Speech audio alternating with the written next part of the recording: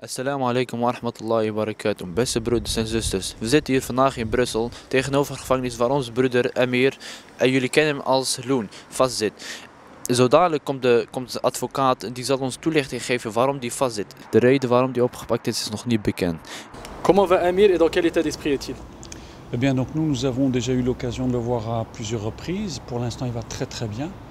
Alors, il est parfaitement serein, c'est-à-dire que pour lui, il n'y a strictement rien dans le dossier. Il est parfaitement disposé, en cas d'extradition, à aller répondre à ce qu'on lui reproche. Ce que je puis rajouter, c'est que la force en fait que Amir a, c'est que malgré les preuves qu'il rencontre, il est quand même relativement clairvoyant.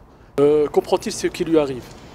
Non, il ne le comprend pas parce que d'après ce qu'on sait, ce serait des faits de 5-6 ans. C'était à l'époque où il était dans l'industrie du hip-hop, et vous savez comment est l'industrie du hip-hop. Et surtout, c'est qu'on parle de faits d'il y a 5-6 ans, et pendant ce temps-là, vous savez, donc il s'est converti en 2008, il a définitivement tourné la page de son passé, et depuis, il a voyagé de très nombreuses reprises en Europe et partout ailleurs, et donc on ne lui avait jamais parlé de cette affaire, on n'avait jamais signalé qu'il devait faire l'objet d'une procédure aux États-Unis. Quel est le motif réel de son arrestation?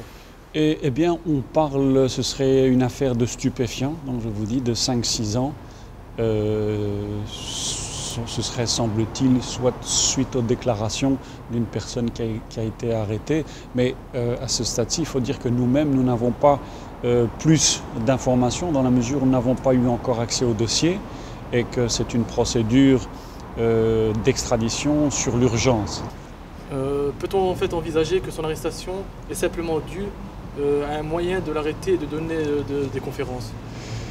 Il est à ce stade-ci, je pense, il serait très risqué, très difficile de dire que ce soit pour cette raison-là. Mais ce qu'il faut savoir, c'est que je vous dis, il est parfaitement serein.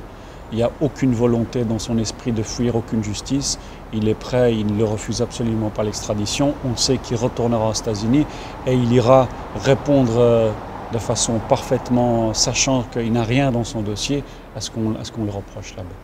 C'est un homme profondément, en tout cas on peut le dire, nous a impressionnés par son calme et sa manière de voir les choses avec un certain recul et jamais dans quelque chose de plaintif. Au contraire, il est de l'avant et donc c'est quelqu'un qui est manifestement un grand homme, quoi. Ça on peut le dire.